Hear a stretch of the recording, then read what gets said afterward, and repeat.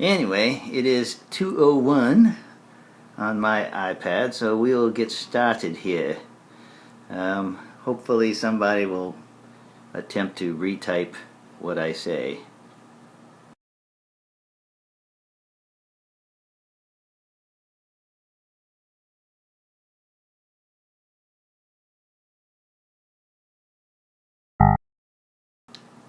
But I guess it won't be PK. Bye, PK. Have fun. But I guess it won't be PK.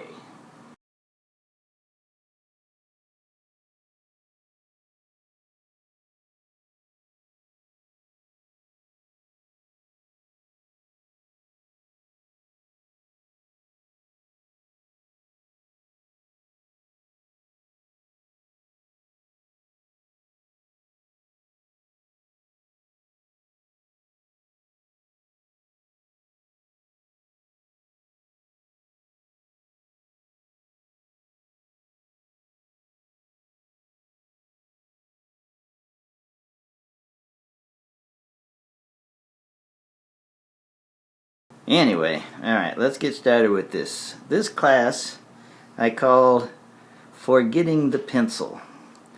And what I want to get at here is a little bit of philosophy, a little bit of tools that we can use, a little bit of approach, a little bit of a lot of things that I think about and have been thinking about since I first started using Sketch Club.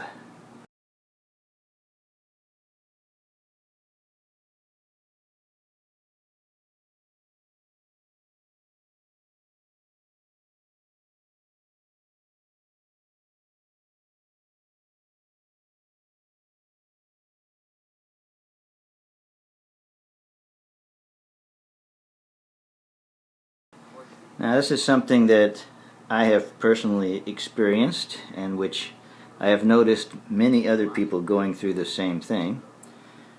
When you first get your iPad or your iPhone or something and you think to yourself, I wonder if I can draw on this thing, then you start looking around. Maybe you go to the Apple Store, you type in the word sketch and you find, Sketch Club, Sketchbook, Sketch Your Mother, all kinds of apps, and you start trying them out.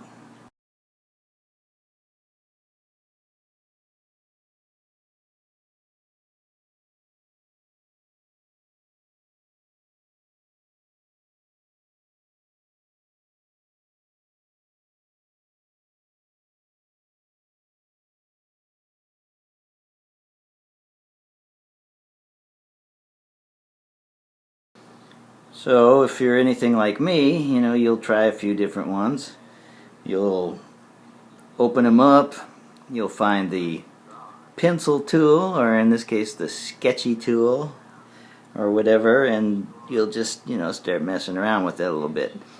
What's on the screen right now is my first Sketch Club sketch. When I first got the program, I was very pencil oriented. I had spent most of my drawing time with pencils, doing pencil sketches, and I just threw this together and uploaded it, because there it was. Yes, of course, Sketch Your Mother. What, you never heard of that app? It's very popular.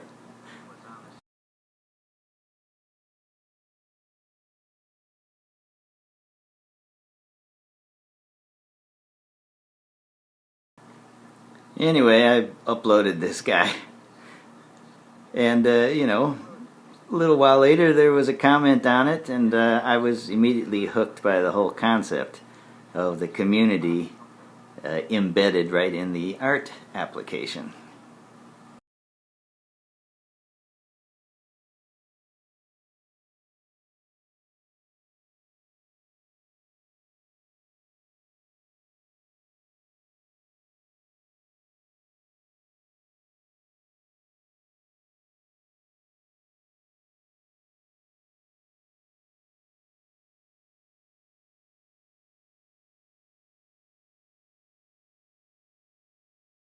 But I was approaching, like most people do, with certain mindset, the idea of how to draw was based on my previous experience with pencil and piece of paper.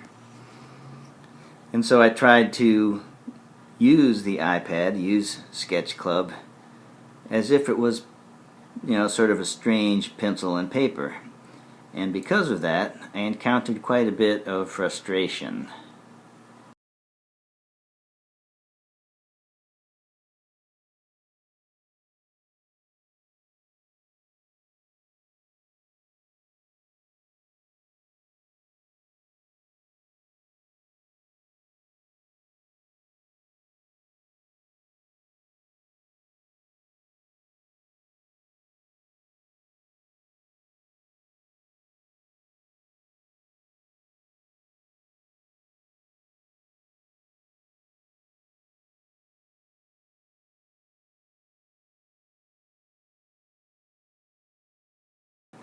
And I think most of us encounter some common frustration when we first try to work on a touch screen for a number of different reasons. One is that we're coming at it from the wrong perspective. This is not pencil and paper, and does not work like pencil and paper.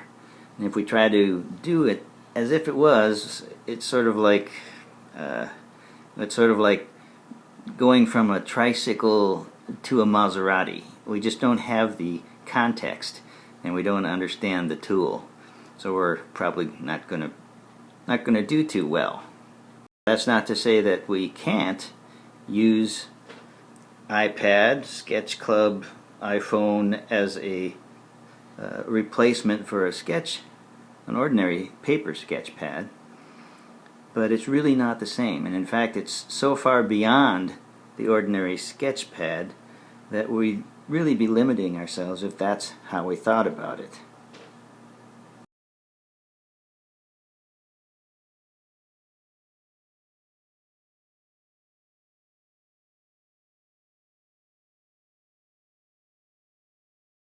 And so over the past year or so that I've had Sketch Club, I have slowly gotten it through my head that this is not pencil and paper, that this is different, and that I should think of it different, and that it requires really a different skill set to use properly. But once you start getting your mind around what it can do, it opens up a huge world of possibilities to you as an artist, as a tool for growth as an artist, and for producing artwork right in your hand. Anyway, not to belabor the point, but I think you get what I'm talking about. So this first picture, the one we're looking at here, the last dust bunny, that was my first attempt. That was my little sketch. You can see it's very much like a pencil sketch. Now let me show you a sketch I did the other day. This also is a sketch, similar to the one that we'll be doing today as I show you some of my ideas and thought processes. Just a sketch, but more than a pencil sketch, obviously, because Sketch Club is way more than pencil and paper.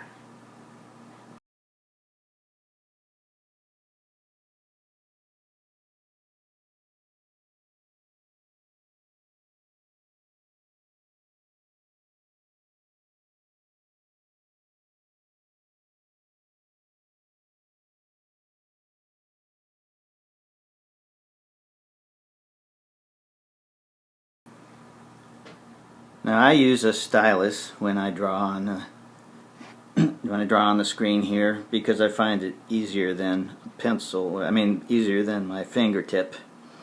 But the truth is that the iPad screen isn't really designed specifically for drawing. It's intended to recognize something about the size of your fingertip. And so its accuracy isn't the same as, say, the sharp point of a pencil. The other thing is that you can't lay the side of your hand on the screen, because that messes things up. And at first I found that very annoying. I tried different things like gloves with the fingers cut out and what have you. But over time I've learned to hold my hand in a different way over the screen.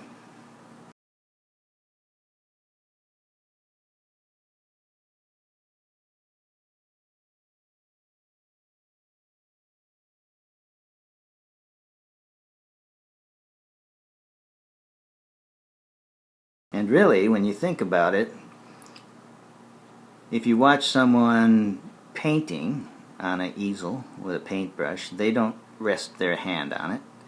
If you watch someone in a life drawing class doing gesture drawing with a graphite, they don't rest their hand on it either.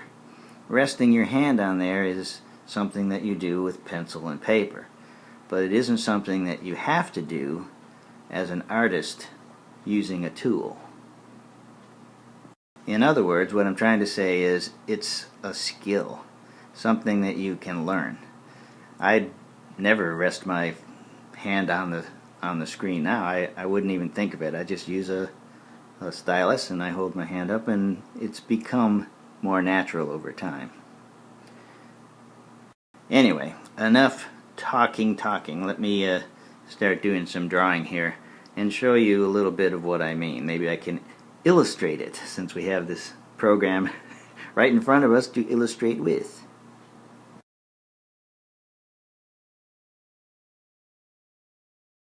Alright, so we have a nice blank screen here, and let's just take it from the perspective of, okay, this is pencil and paper, and we'll grab a brush here.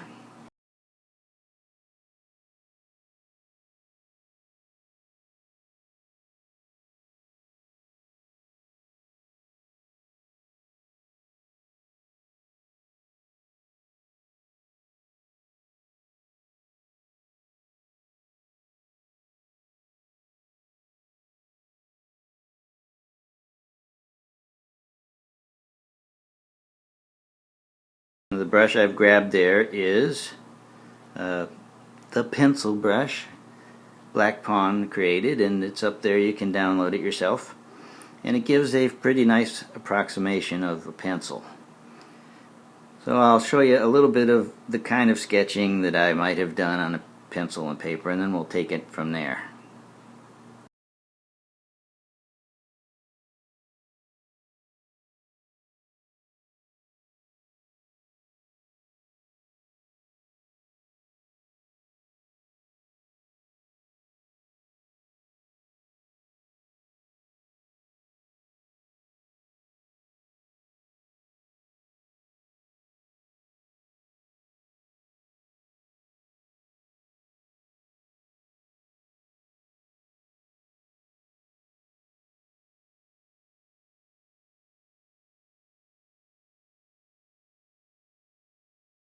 So when you have a pencil and paper, you're limited. All you can make are dark marks. You can't make any light marks. And so as a result, the paper, being white, is the brightest color that you can produce. And everything you do with the pencil makes darker. And so you learn how to work from light to dark, and every mark that you make is for shading or shadowing or outlining. So I might draw out, sort of a three-dimensional object like this, and then I would want to shade it in some way, and I would use lines, cross-hatching, that kind of thing to shade it.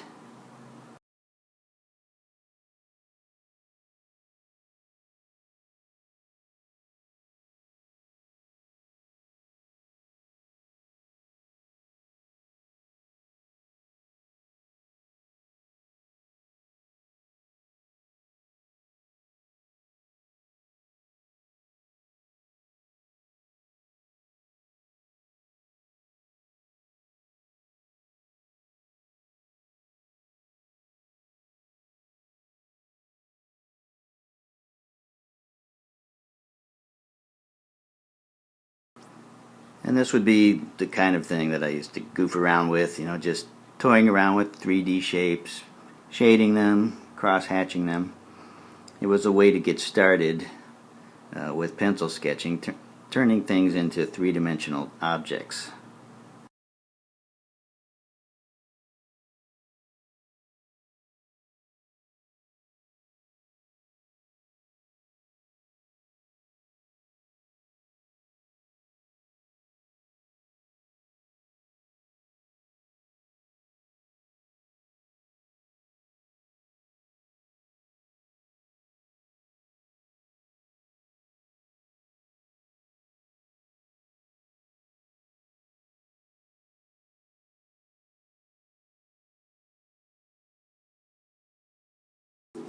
Alright, so here we here we have little robot boy, or whatever he is.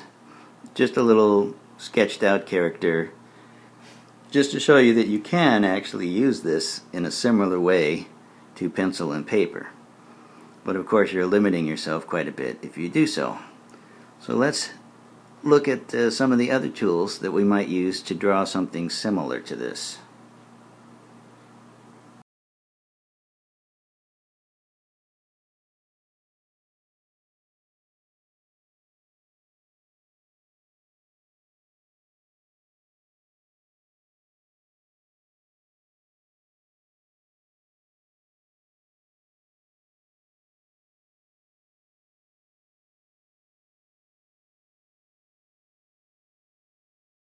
So if I was going to approach sketching that same little robot character, but not using lines, not using a pencil type of brush, I have to change my thinking. Instead of thinking in terms of lines, I start thinking in terms of shapes and forms and shadows. And I can produce a very similar kind of drawing of, pretty much the same kind of thing, but in a different way with a different thought process. So I've chosen a somewhat fuzzy brush. I'm going to set it to 100% opacity and a fair size, and then I'm going to start drawing on here.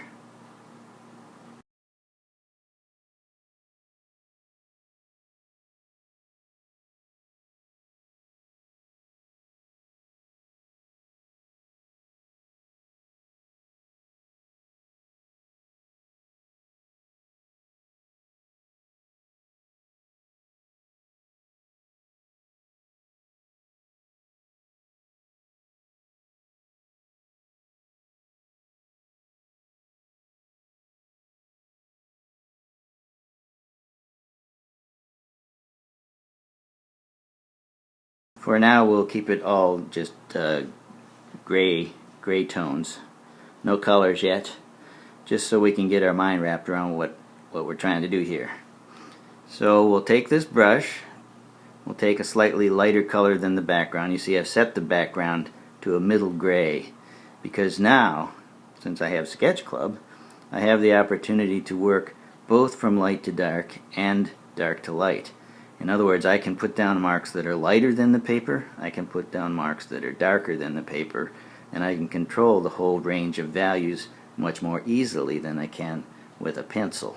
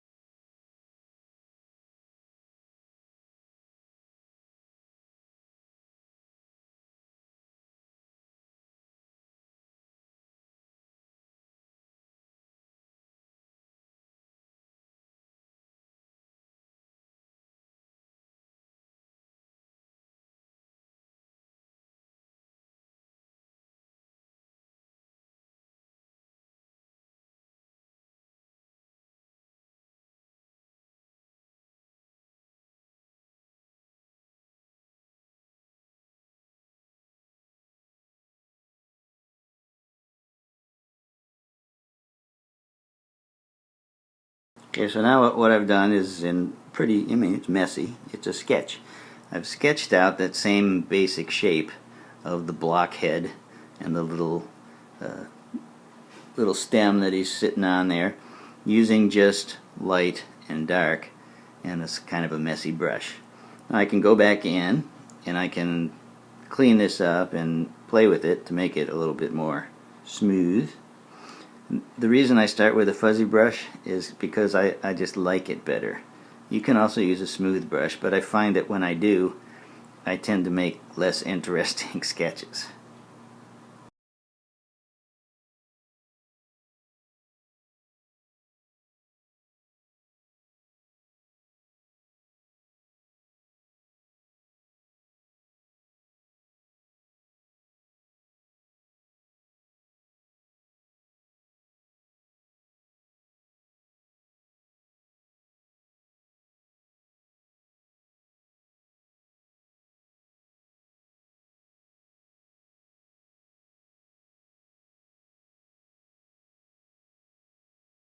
So this is an alternate method of sketching. In other words, you don't use lines, you use full-blown shapes, planes, shadows, forms, and you think in terms of the whole three-dimensional object and how the shadows would fall on it.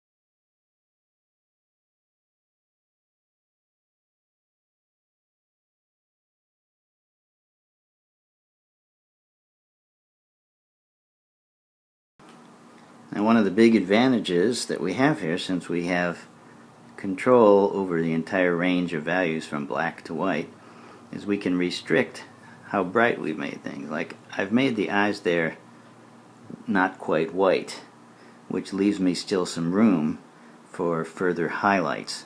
If I put highlights in the eyes now and I use full white, you'll see what I mean.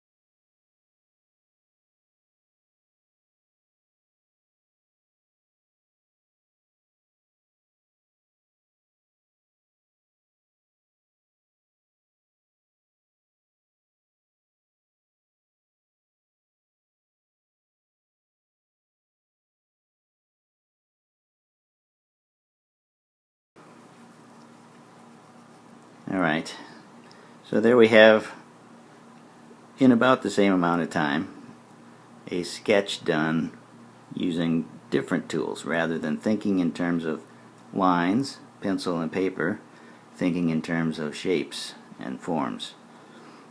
Now we'll go a little further and let's look at some of the other things the tool can do for us. Now that I have this guy's shape here and his little face, I can do some experimentation because I are a digital artist now. I don't have to limit myself to what a pencil or a paper can do. I've chosen a layer above the layer on which my guy is drawn, and I've set the layer to the mode color. And now I'm going to choose just the regular smooth round brush, and I'm going to put color on this guy and show you what happens to the underlying picture as I draw over the top of it, paint over the top of it with colors. I'm using, again, 100% opacity on the color layer and on the brush that I'm using.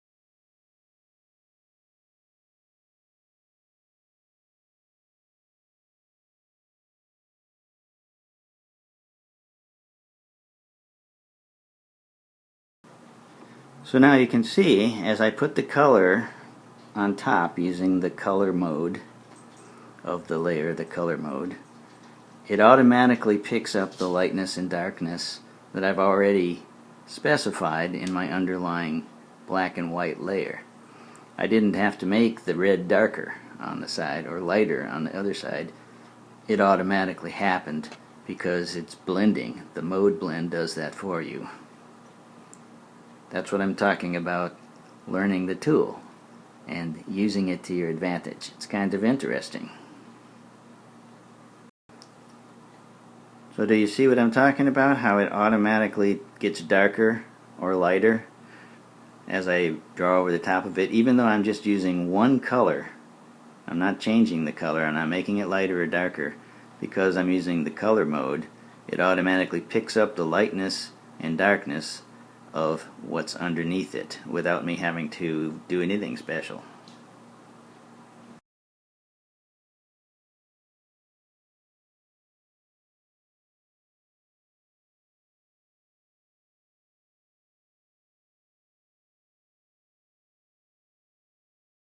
It's just one of those interesting little factoids that you can find out about blending modes on using layers that makes it a more interesting tool to use.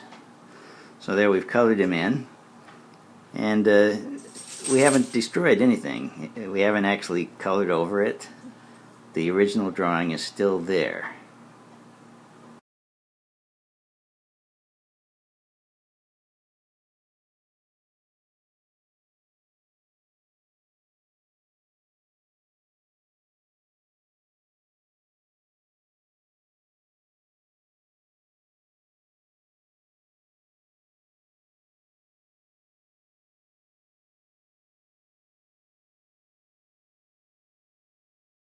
So now, if I decide I don't like the color that I've made him, I'm not limited here. I haven't locked myself in. That's one of the nicest things about using digital media, is that you don't have to lock yourself in. If you're doing a pencil sketch and you make a mistake, you don't like some part of it, you've got to erase and you got to redo it. Yeah, with this you're less limited. You can do things non-destructively.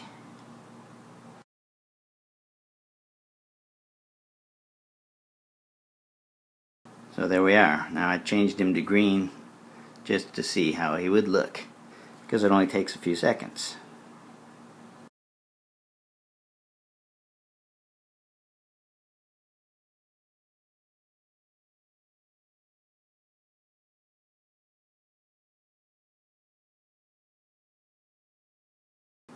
There's our pencil guy.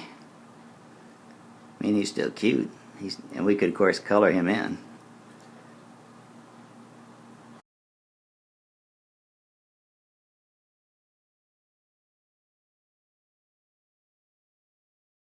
And here's our painted version. Alright, so I'll stop for a minute for questions. Anyone have questions so far?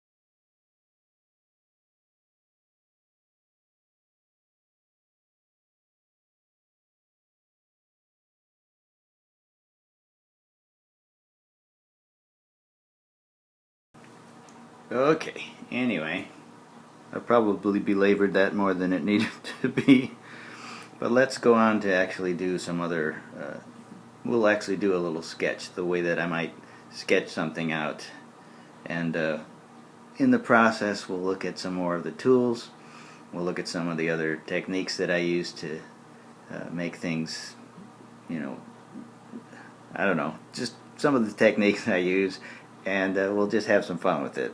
Alright?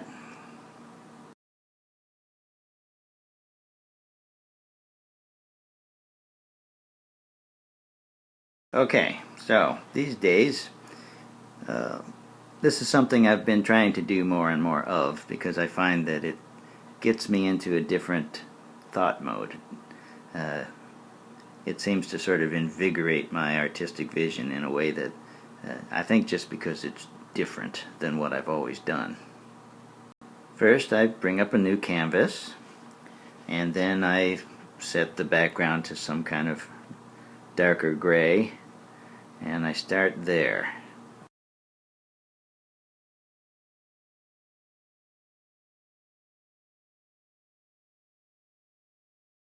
And then I get out my fuzzy brush. This is just one of the standard Sketch Club brushes. It's not a custom-made brush.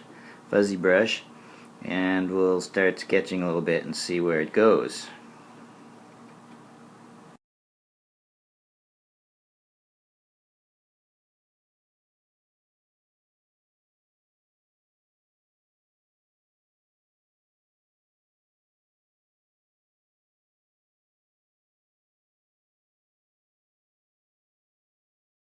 Yay! I hope you are enjoying it. I mean, I love this program. It's done so much for me personally. I just want to try to share with you some of the ideas I have and some of the thoughts. Hopefully they'll help you in your journey, because all of us are on a journey.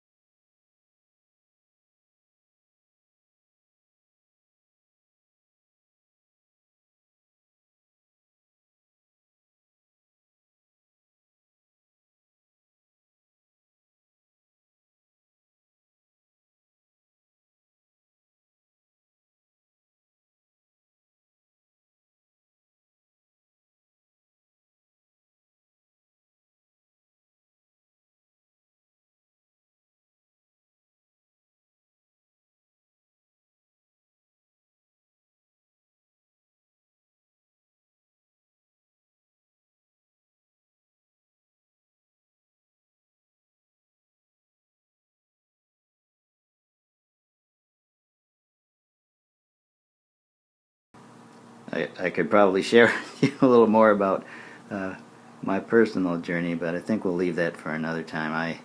I didn't start drawing until I was an adult.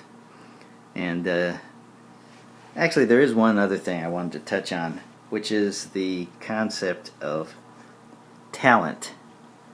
What is a talented person versus a non-talented person? Because I think the word talent is often misused. A lot of times you'll see someone in a comment or whatever on someone's post say, "Wow, you really have a lot of talent." But what they really mean is, "Wow, you really have a lot of skill."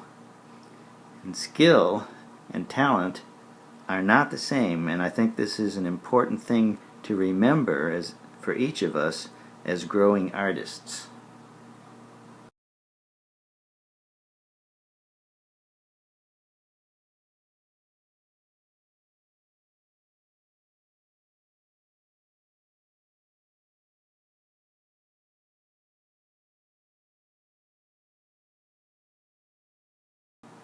Talent, to my way of thinking, talent is sort of an affinity for learning the skill. Someone who is very talented will learn the skill more quickly than someone who is not so talented. But either of them, given enough time, can gain the same skill level. And this is important to realize as for each of us as we try to learn how to do these things. Now for me personally, and this has been a point of frustration for many years, I am not extremely talented in art. It takes me forever to learn stuff. Considering how many years I've been drawing, I should be a whole lot better. And it frustrates me sometimes to see, a 20-year-old kid, what I consider a kid, who has so much more skill than I have.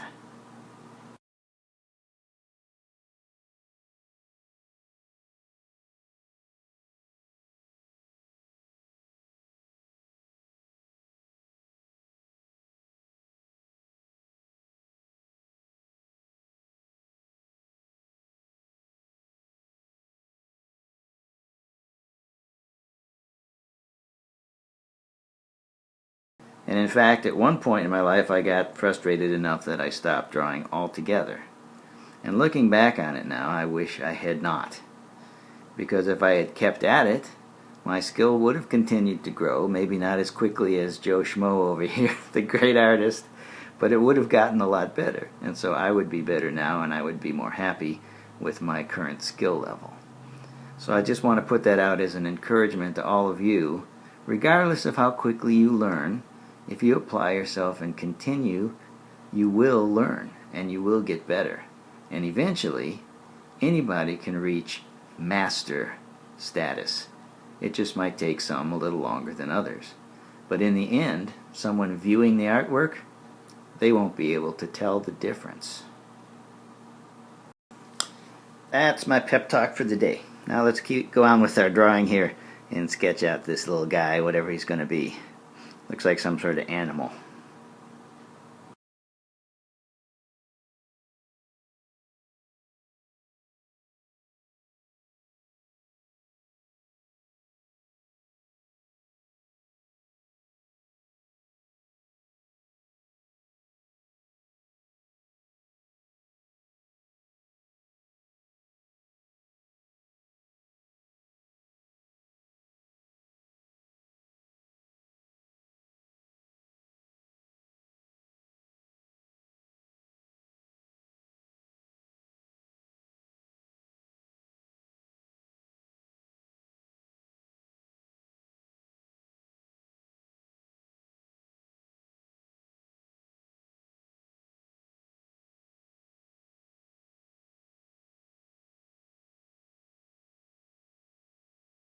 So what I'm doing here now is just sketching away, screwing around a little bit, trying some basic cartoony, this is going to be a very cartoony kind of guy.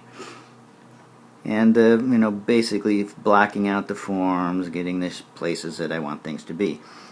Then my next step, I'll start using a little bit darker and lighter grays.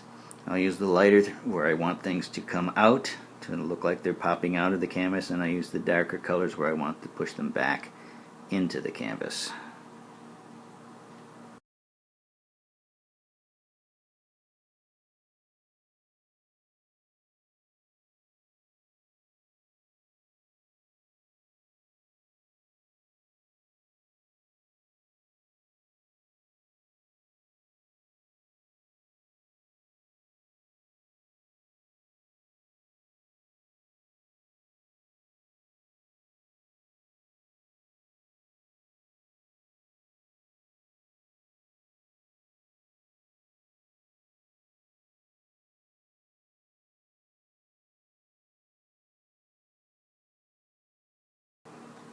So you see I'm sketching just like I would with pencil or paper, but I'm using larger. I can do a whole section of gray at once, which makes it kind of different. My thought process is different, but it's still really the same.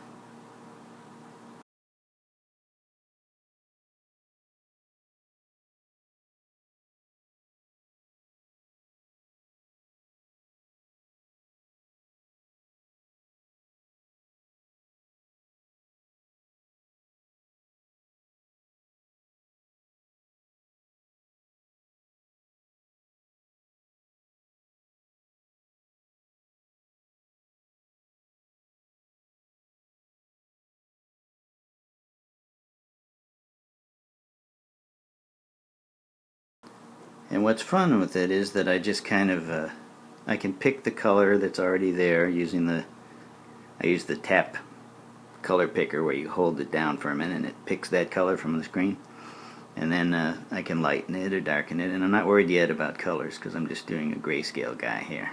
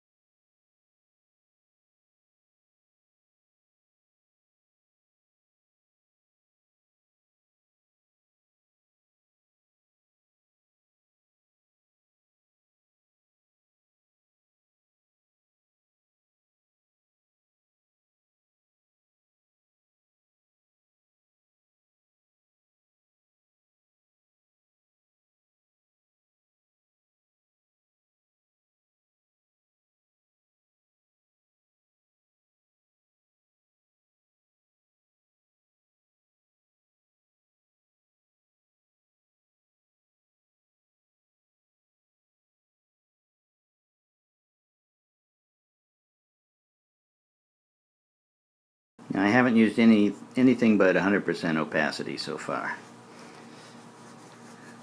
So there's my little grayscale creature, whatever he is, little doggy. And if you were in my last class, you remember I told you about how important edges are in terms of your perception of the character of the shape.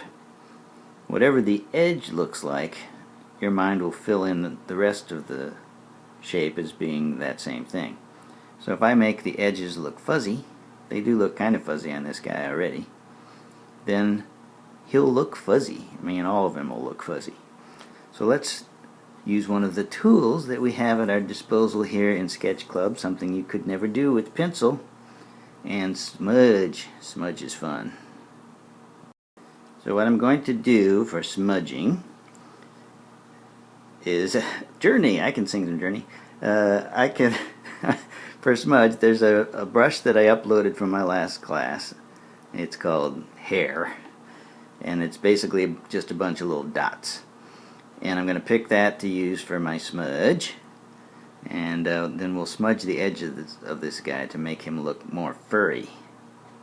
Now the smudge brush that I have here is a little bit different than the one in the release version, but you can do it still with the release version as well.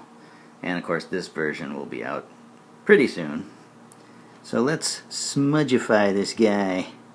Maybe that's what we'll call him, Mr. Smudgy.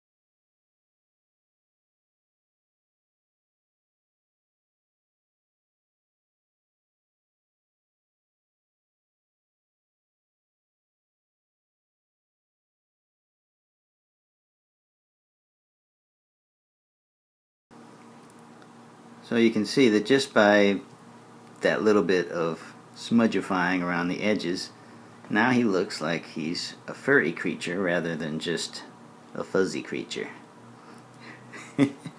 So we can of course play with it more and more, and we will as we go along here. So I just wanted to show you the effect that the edge has.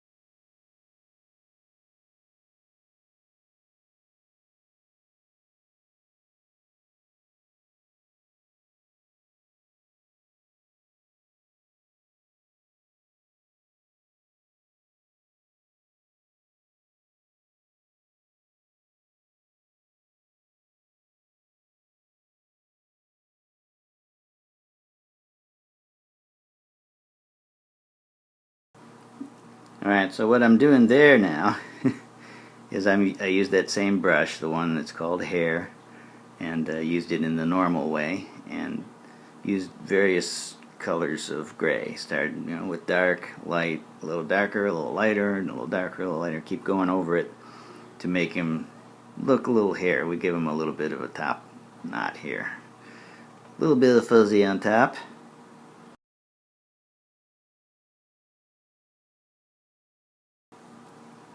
Alright, there we go. That's probably good enough for the moment. So we now have our little fuzzy guy with some hair on top of his head. So let me save that and then see if there's any questions before I go on from here.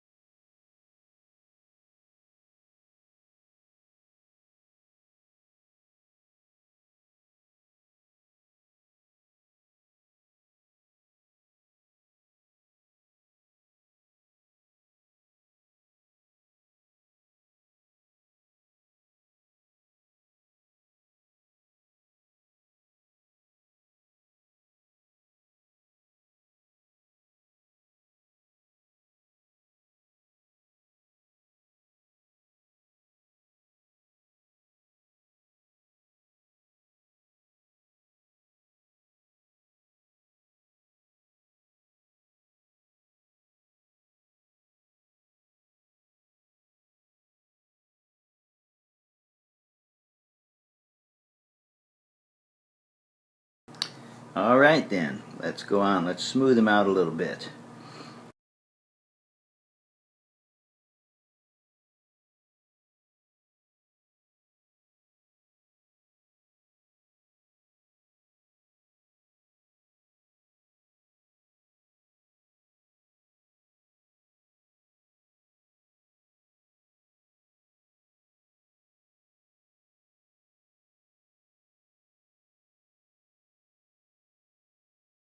What I'll do at this stage is I want to increase the contrast that I have a little bit. Make sure that I have, a deeper range for him, and then smooth him out a little bit. So I'm going to go to the layer menu and use the filter, and we'll give him just a little more contrast.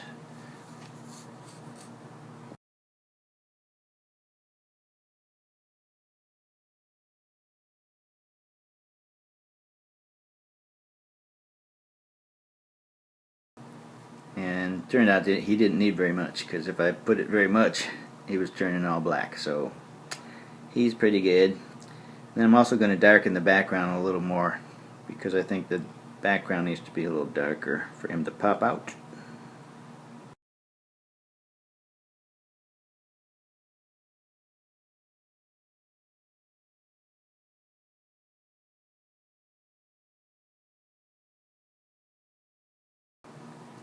Then on top of that, I'm going to use the regular soft round brush, and I'll smooth out around the eyes and what have you, make him a little more presentable. Poor Mr. Smudgy.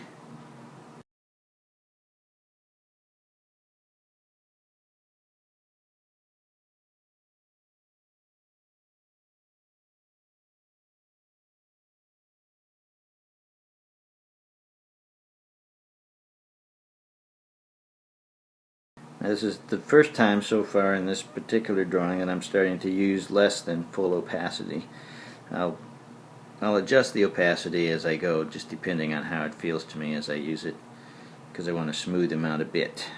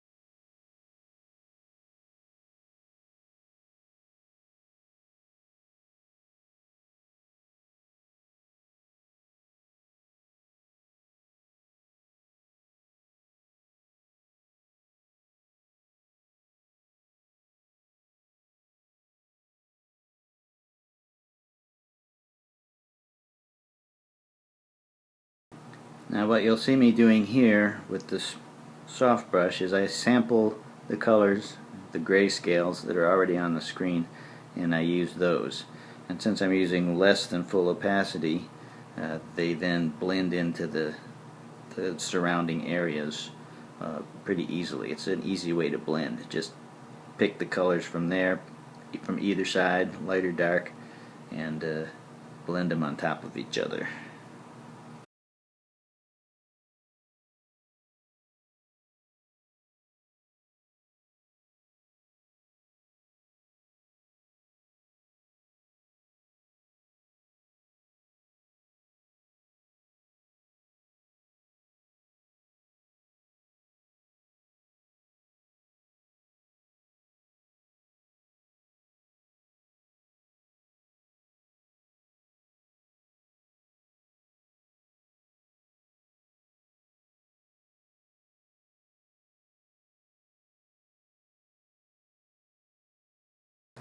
That's another one of the things that you can't do with a piece of paper. Zoom in for the details so you can get them nice and clean.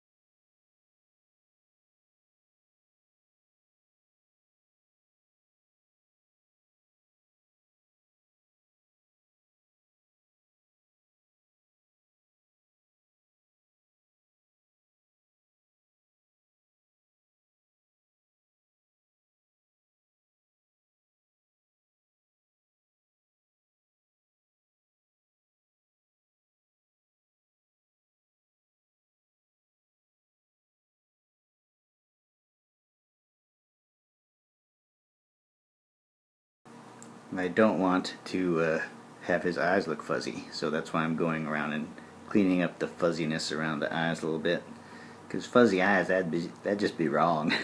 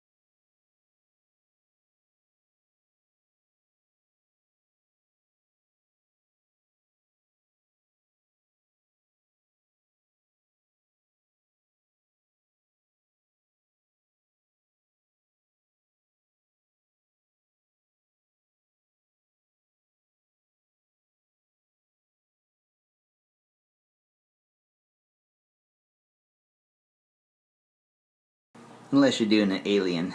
I guess if you're doing an alien, you could have fuzzy eyes. This is the fuzzy-eyed alien from planet Fuznoid. Yeah.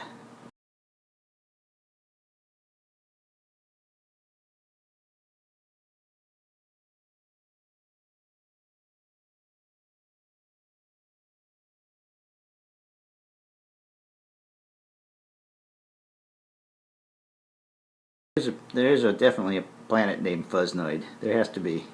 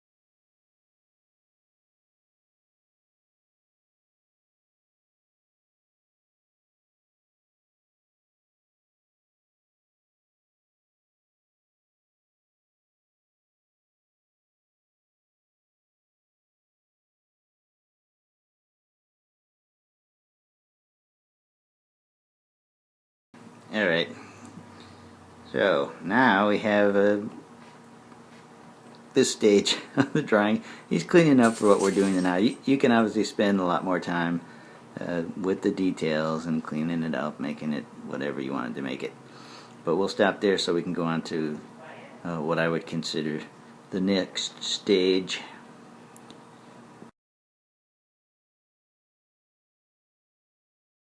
So I had put the smooth brush stuff on a layer above. I'm going to actually merge it down, so we're back to just 2 layers again.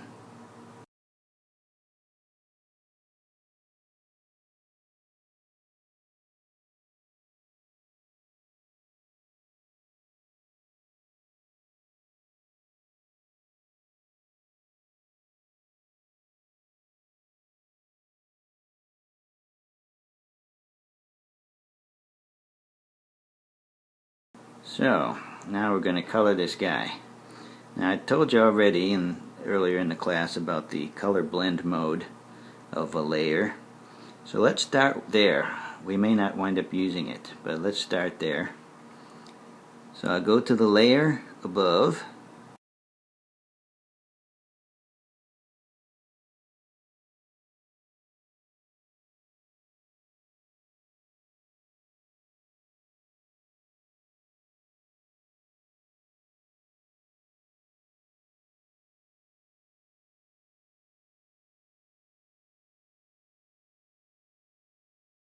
The layer above, set it to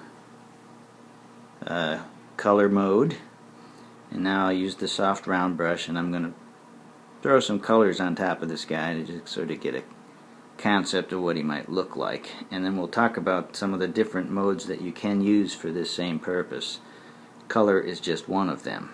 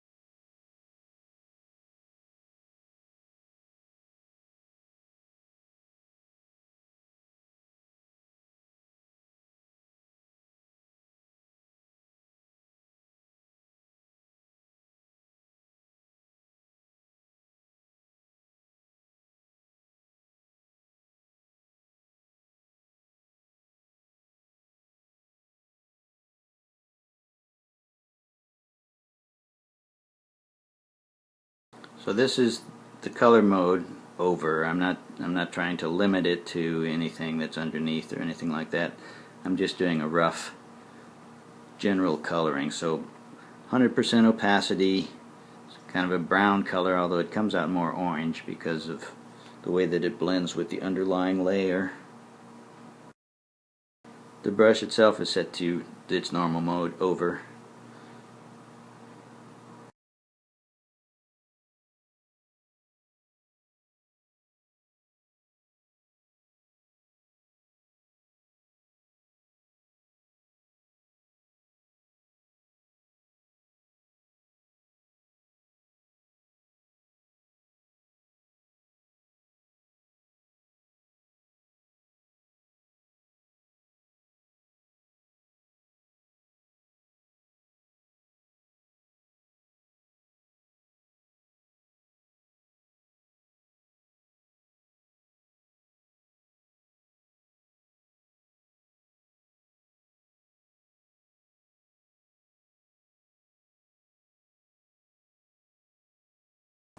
I went in and erased a little bit where I had accidentally colored over the white parts of the eyes and what have you, and the nose. I don't want those to be brown.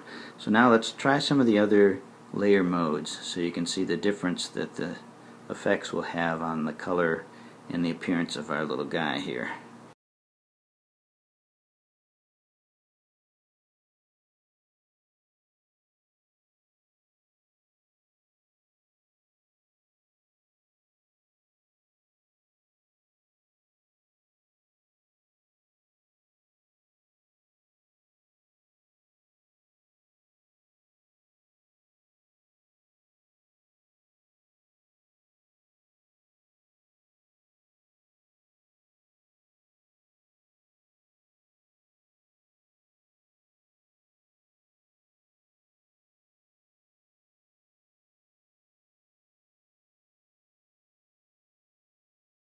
So now this is the same exact layer. I haven't changed anything. I just changed the mode to overlay instead of color. Overlay will give you a much closer approximation of the color that you're laying down because it's doing an overlay instead of just changing colors. It's just a different blend mode, so it blends differently with the underlying layer. This gives him more of a brown appearance. Usually with overlay it tends to be a little darker.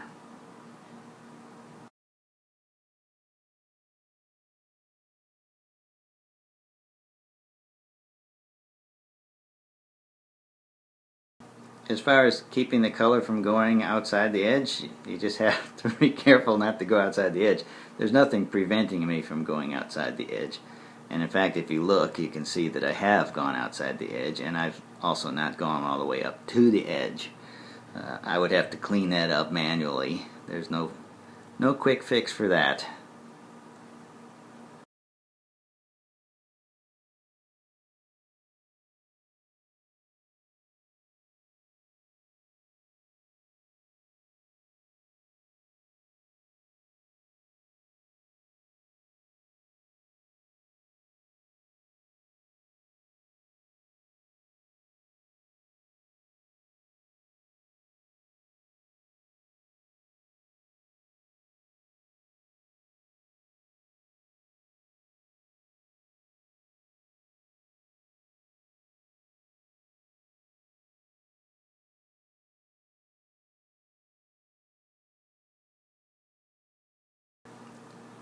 Alright, so yeah, you still have to be careful around the edges on your own.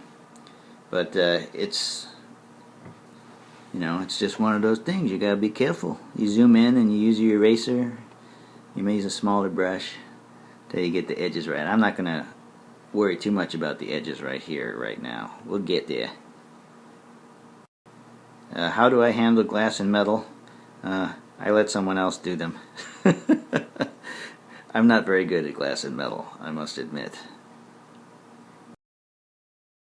But I will look into it. Maybe I can figure out how to do it and have a class on it in the future. For now, let's go forward with some of these blend modes. So we've tried the color mode and the overlay mode.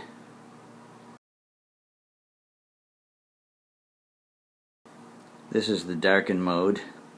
Completely useless for what we're trying to do here, but it's always interesting to try the modes just to see what they will do.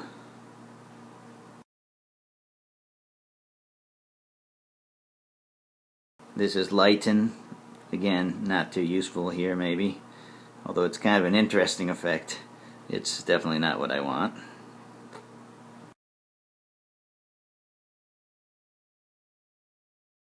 We'll talk more about dodge later, but this is how it looks with a color layer on top of it. Kind of bizarre.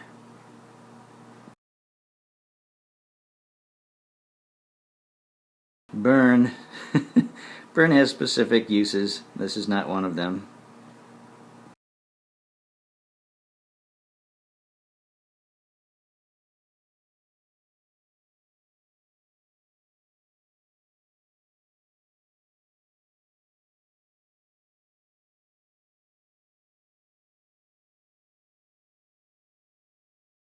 Now soft light gives us sort of a softer, lighter brown. It's not as intense as the other. I don't usually use soft light for a color layer, but you might. It depends on what you like.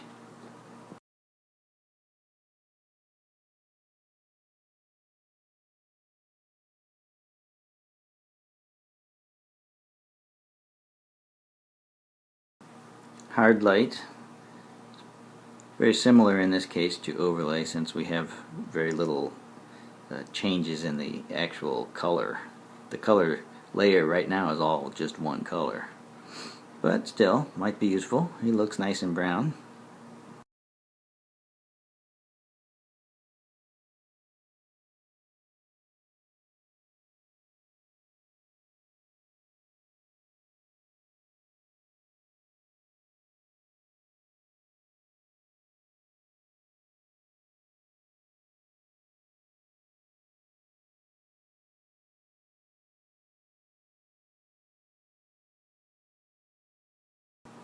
And this is the Martian version. This is a difference. Difference actually does some sort of mathematical calculation and takes the difference between the color that's underneath and the color you've put on top. Now, one thing I do find this useful for is I can very easily see now where my color is going over the edge or not quite up to the edge. So I could take an eraser and fix the edges a little bit, because this mode is showing me them very clearly. I'm not going to clean it up too much because I don't want to spend the time here in class. So let's look at another blending mode. This is the exclusion mode, which again is not too useful for this. I do use it fairly often, but I use it in a different way. Maybe I'll get around to showing you that later. This is hue. It has absolutely no effect in this case because the underlying layer doesn't have any colors. So color plus no color doesn't do anything.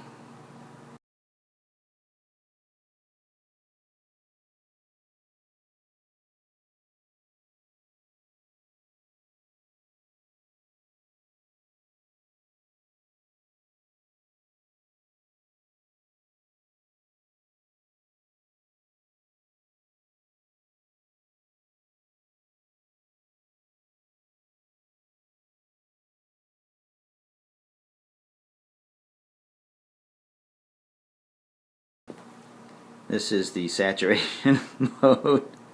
It doesn't make sense here either, but it is kind of bizarre if you wanted a red puppy.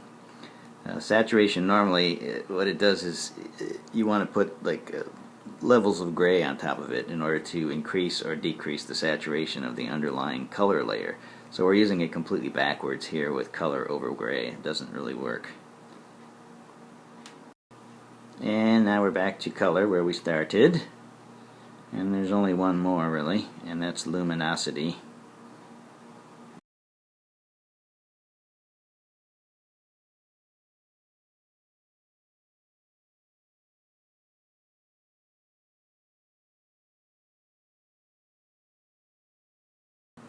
And luminosity is intended for you to be able to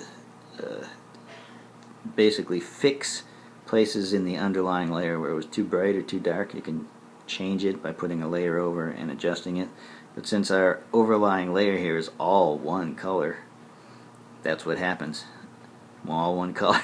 You get one grayscale. Very boring. So I think we'll go back to the color mode and we'll use that for this guy. I also like the overlay, but I don't know, I'm sort of liking the oranginess of him, so we'll do that. Alright, any questions at this point? I know I went through those layer modes really fast. Not all of them make sense in every situation, so we can certainly talk more about them.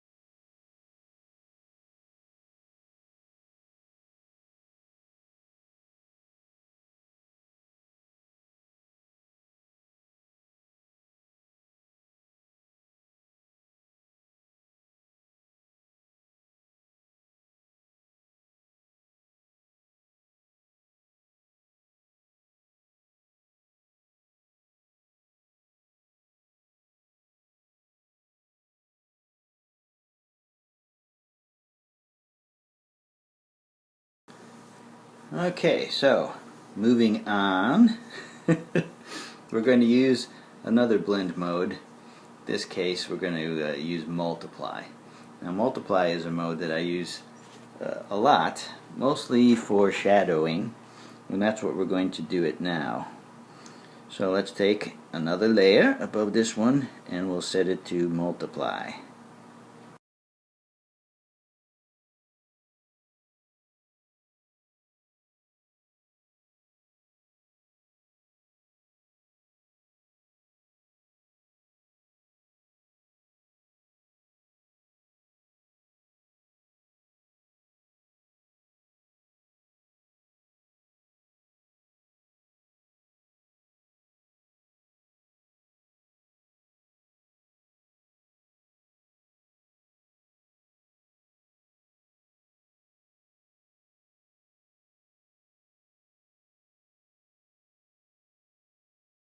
Okay, so I have a layer above all the other layers. I have set it to multiply somewhere around the 30% opacity on the layer itself. And now I'm going to put in some shadows using that. And the way I'll do that, I could use a brush, but I'm going to use the vector tool, because I like the way that I can make shapes with it. And I'm going to set it to 100% opacity, and I'm going to use a pure black, as the darkest black I can get. I'm using the default settings for the vector tool. 100% opacity, fill is on, gradient is off, and simplify is set to 1.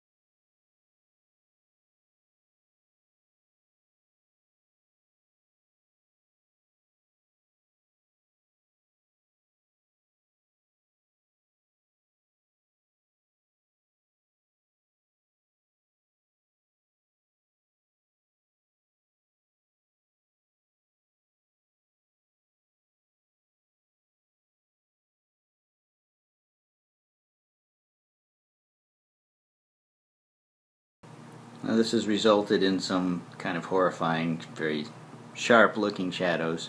So now what I'm going to do is blur the edges.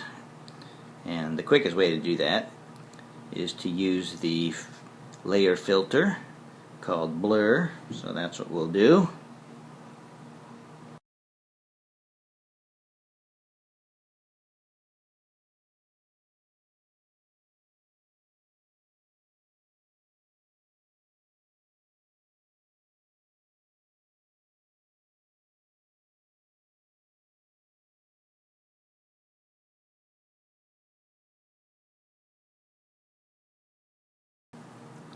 And now blur has smoothed out the edges a little bit, made it a little less harsh.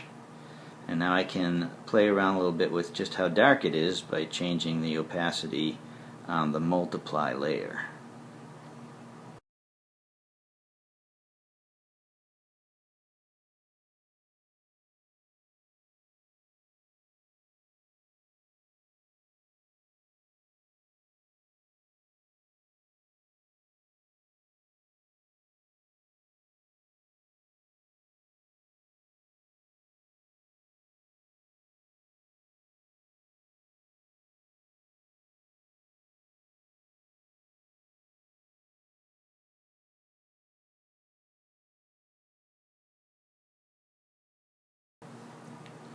Just depends on the the look that I decide I want, how dark I want it to be.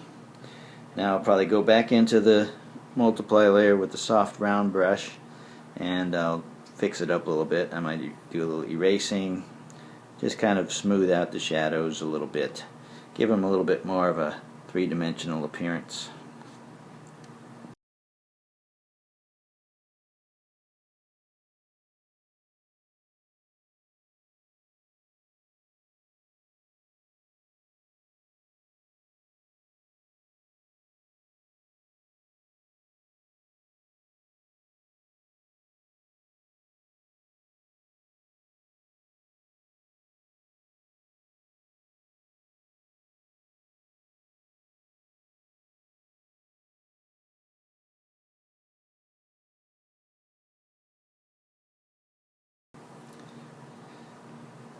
I just generally use multiply for shadows.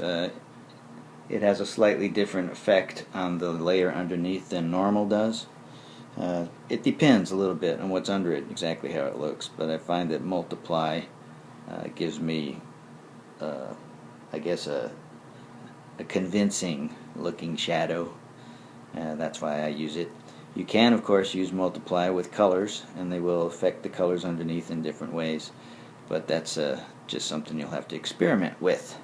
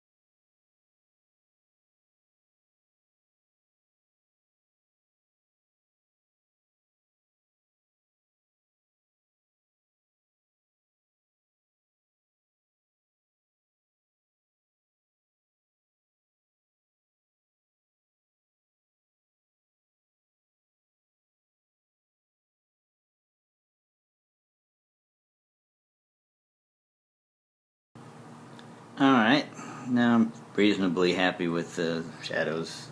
Again, you can certainly spend a lot more time on the shadows and on the whole thing than we're doing here. But I want to just show you the basic techniques so you can have some idea of the tools at your disposal. Any questions from there?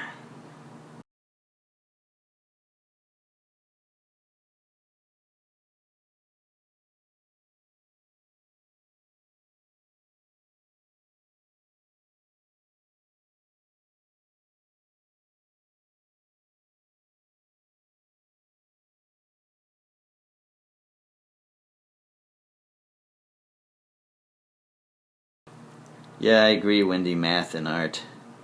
I just kind of ignore the math and go with what my eyes see. Try the modes, play around with them, see what they do for you. But multiply is one that I use a lot because it makes a very easy way to do shadows.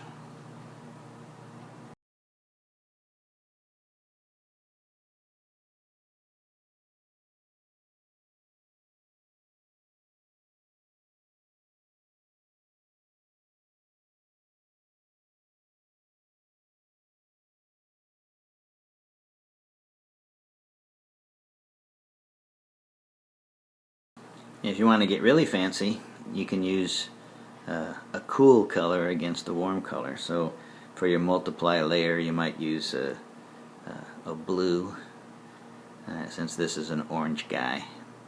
I won't do that, but it does make an interesting looking shadow rather than using black.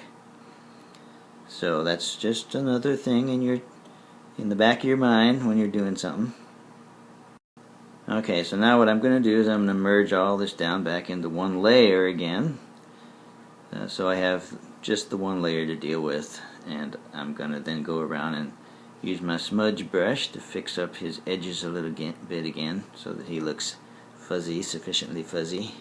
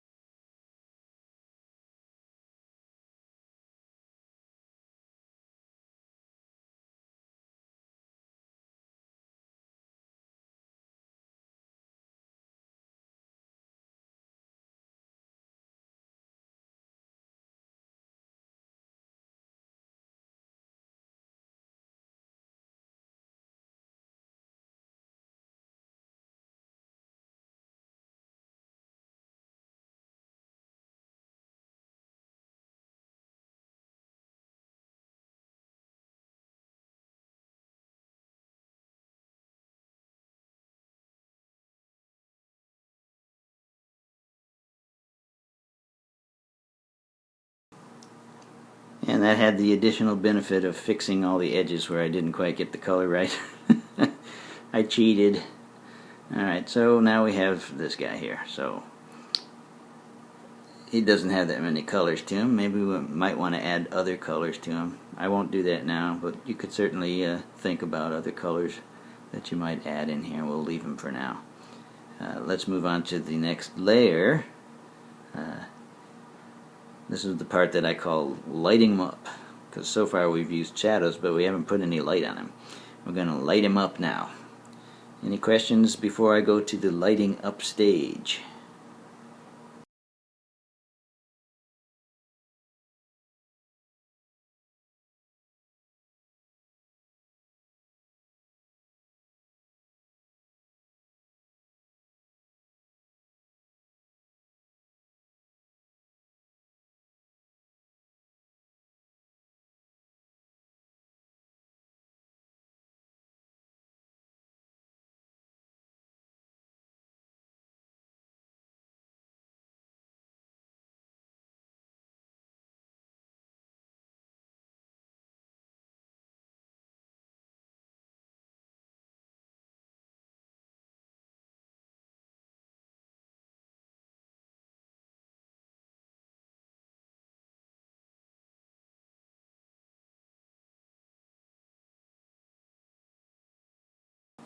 Alright, before we light him up, let's change the background color.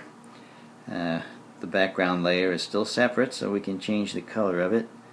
See if we can find one that brings him out a little bit, because the gray is good for getting started, but it isn't very interesting.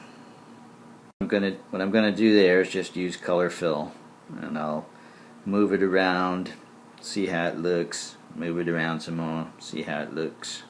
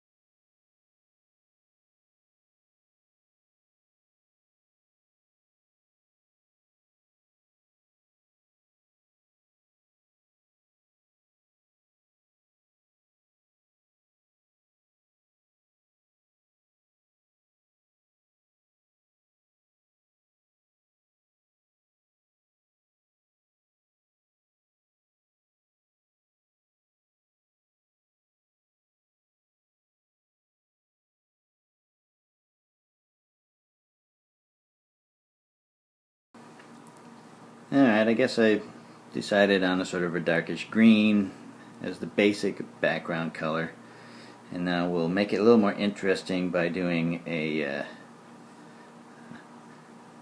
some kind of a gradient with it. There's several ways to do gradients.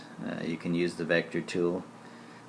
There's also the Pastor Bob version, which I think is what we'll do here. I'll show you what I mean.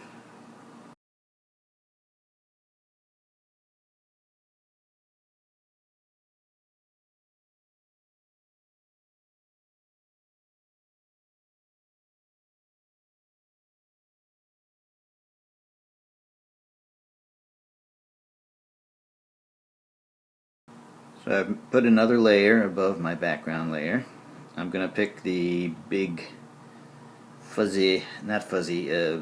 just ordinary round smooth brush, a lighter color of green, and I'm going to make a splotch. Let me turn off the layer that has the Mr. Smudgy on it, just so you can see what I'm doing.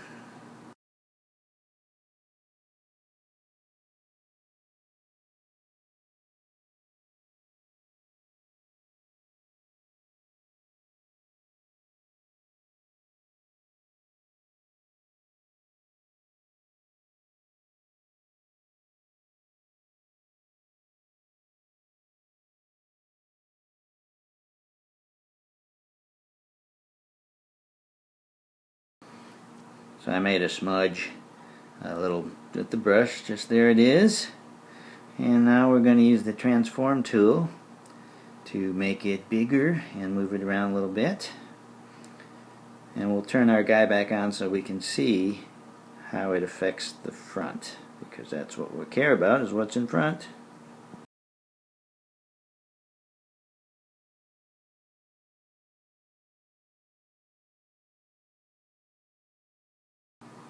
That's the poor man's radial gradient. Thank you, Pastor Bob, for showing us how to do that. I'm probably going to add another color just to make it a little bit more interesting yet.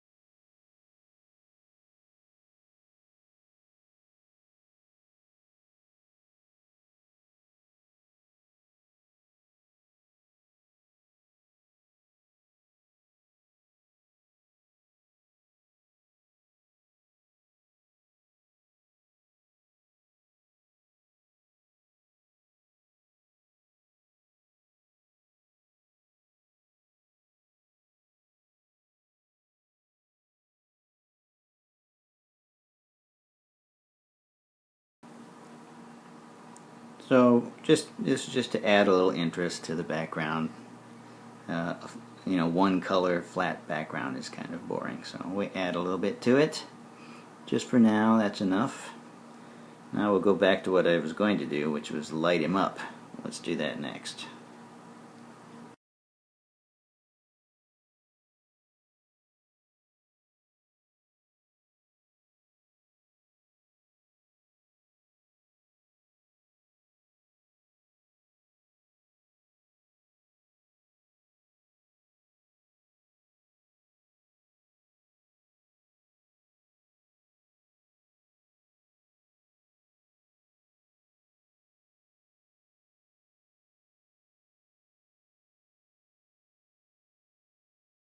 Yeah, it is. It's great for all kinds of background skies, anything like that.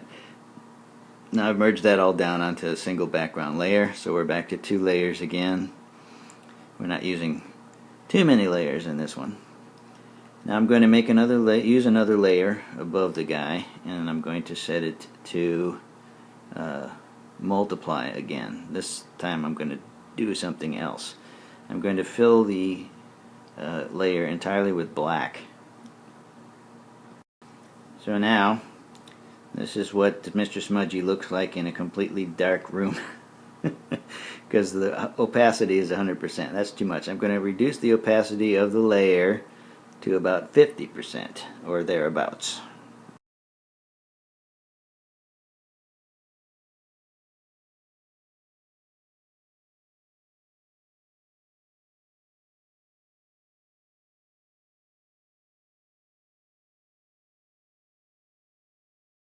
Alright, so now he looks like he's in somewhat of a dim room. There's not a lot of light in there. And now I'm going to take an eraser, and I'm going to erase the parts where I want the light to shine on him. This is sort of a reverse way of doing lighting. So we've darkened it first, and then we erase wherever he's going to be lighter, where the light hits him.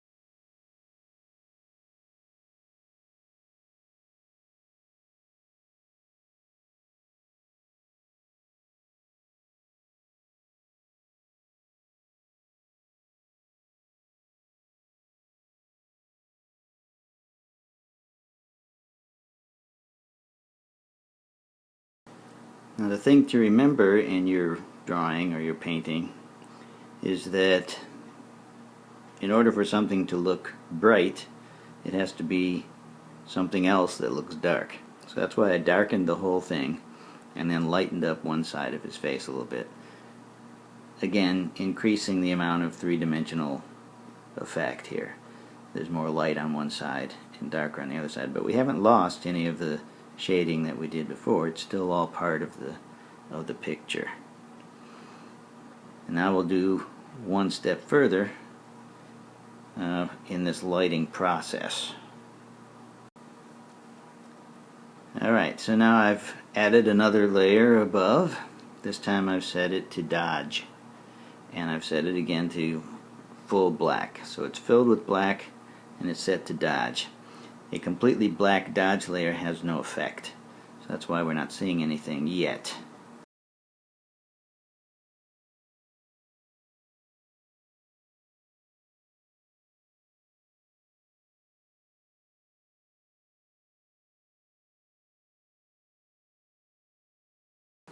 So now I'm going to draw in a relatively dark gray, but not black. It has to be gray, and the lighter gray, the more effect it'll have. That's why I start with a darker one. And I will additionally add some more lights. Any place that I draw this gray is going to light up some more, because dodge will light it up. So let's get a brush. This is the soft round brush again, and opacity at 40% or something, and a fairly darkish gray. And I'm going to paint on top of this guy now with that on the dodge layer.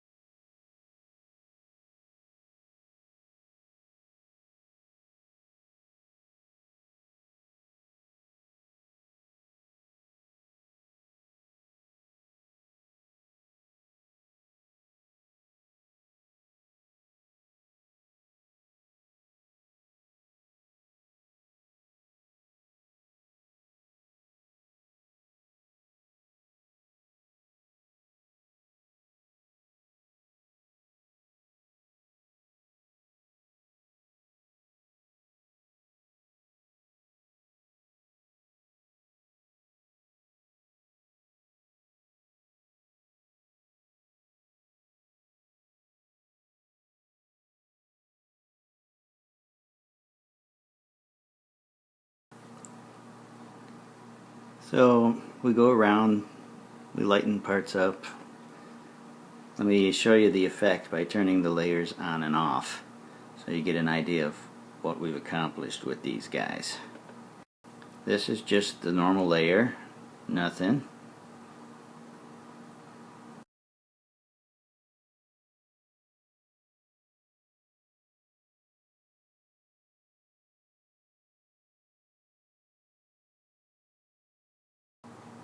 This is how he looks with the multiplier layer on, where we've erased some parts that we wanted to be lighter.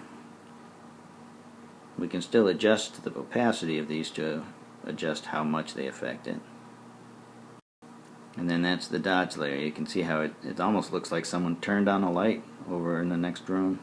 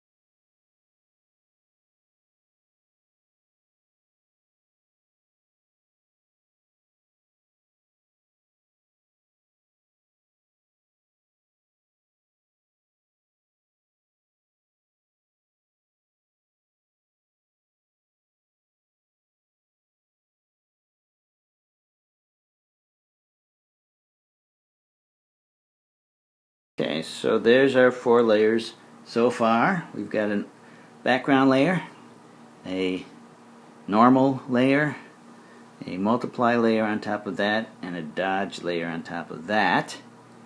Any questions so far?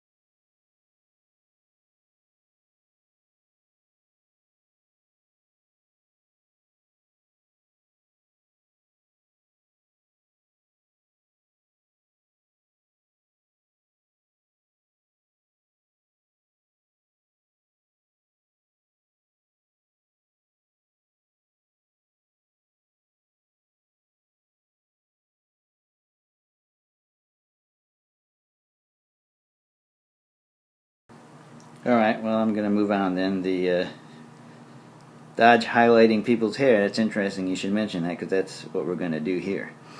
What I'm going to do is on my dodge layer, using my hairbrush, the same one that I used to create the hair in the first place, I'm going to draw with a light colored, or darkish gray, I guess, over top, and right on our dodge layer to give the hair some more highlights and make it more shiny.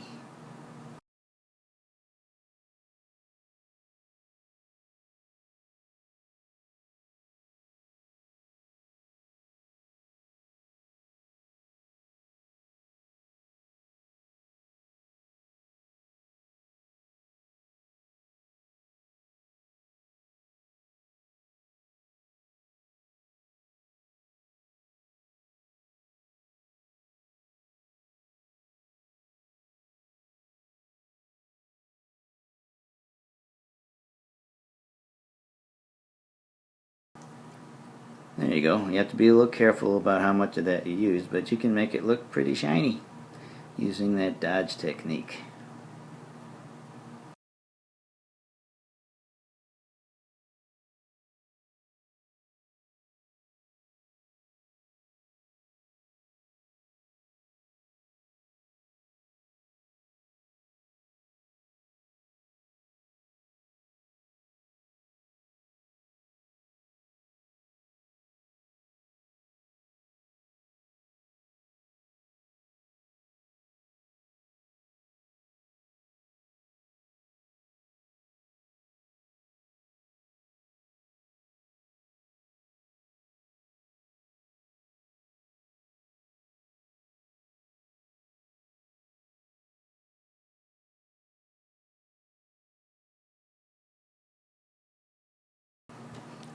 Might have to change his name to Mr. Shiny. Alright, so now let's play around a little bit with the eyes, because the eyes are kind of flat and dead right now. The least we have to do is add a highlight to them.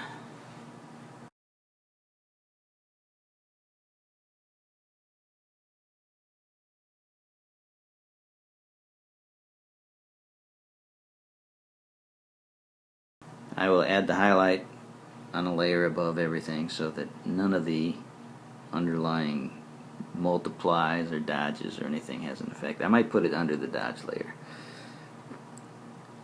but I'm just going to use pure white. This is the only place in the whole painting that I will use pure white, is for the highlight on the eye.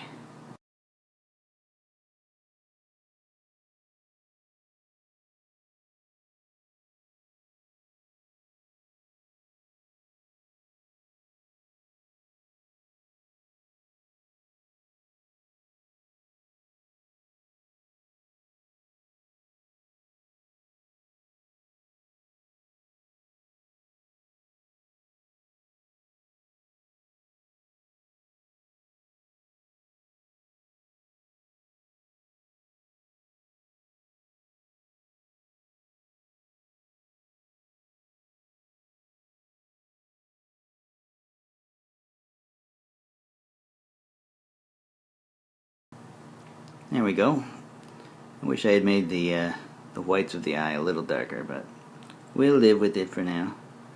And maybe a little bit of this same sort of thing on the nose.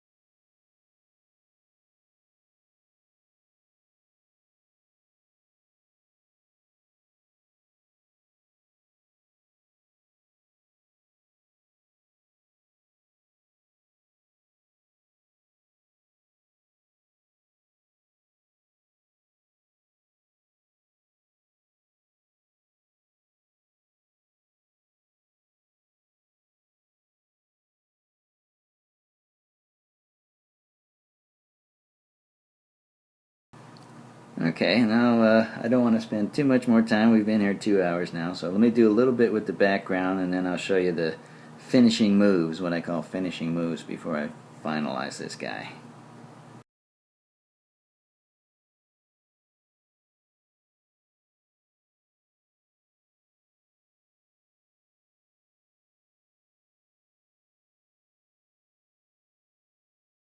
So I'm going to grab another layer, put it above the background layer, and I'm just going to use some kind of pattern brushes and do something back there, just to make it a little more interesting than it is.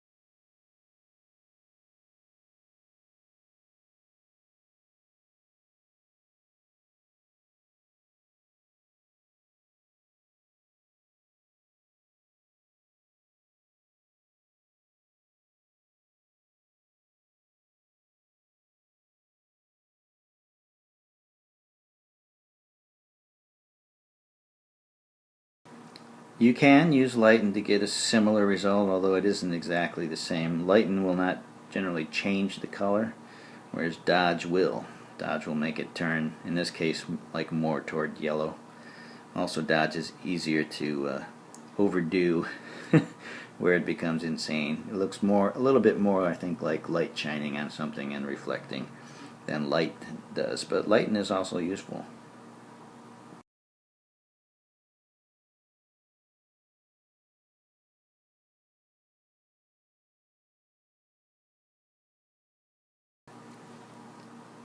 Alright, I added a few little sparkles by drawing on the dodge layer.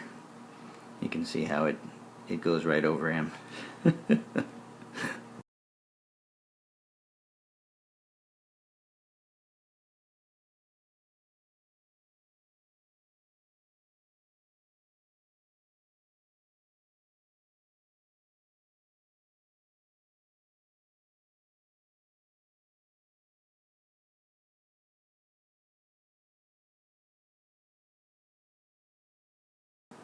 Alright, so we'll call that good enough for now. Let's save this, and then we will merge everything down to the bottommost layer using the merge all command.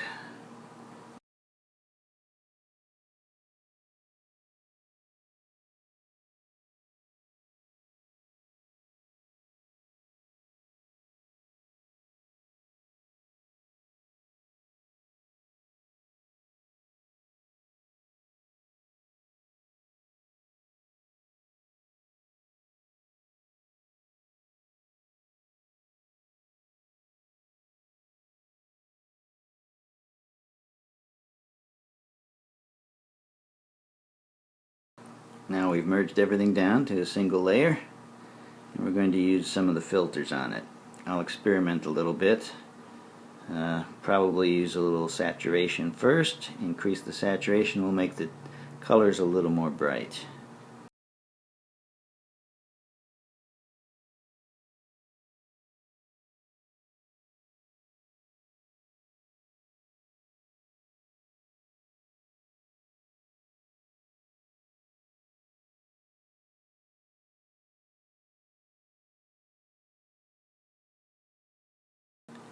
So there's a little bit of extra saturation, just kind of brightens them up a little bit. And then I'm going to play maybe with vibrance a little bit, see what that does for us.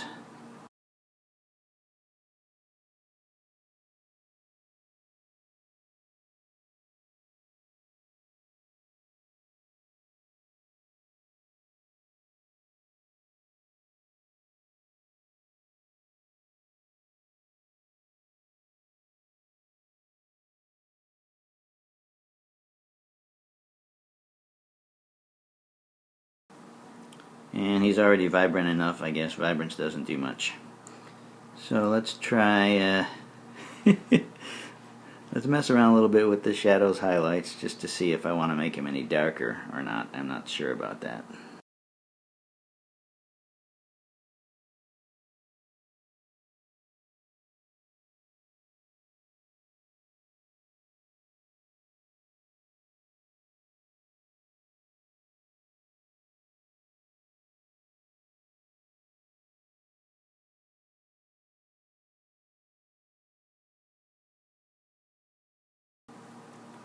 And I decided that increasing the shadow darkness does not help, so I won't do that. And he's looking actually reasonably good here. So we'll save him as he is.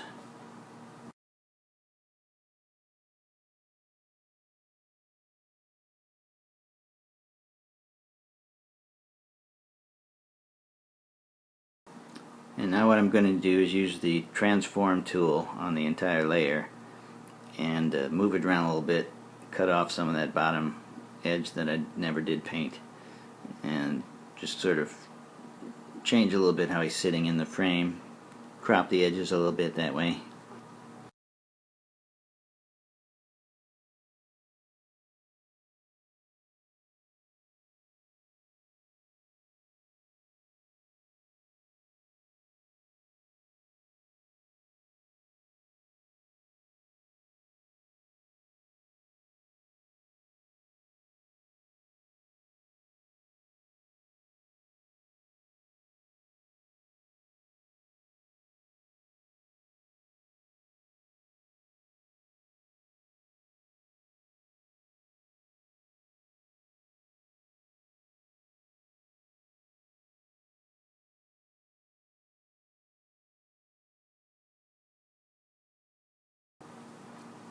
Also gives you a preview of the cool new transform tool, which is awesome. And there we go. We'll call that finished for today. Save that out, sign your name on it, and call it Mr. Smudgy. Any more questions before I go?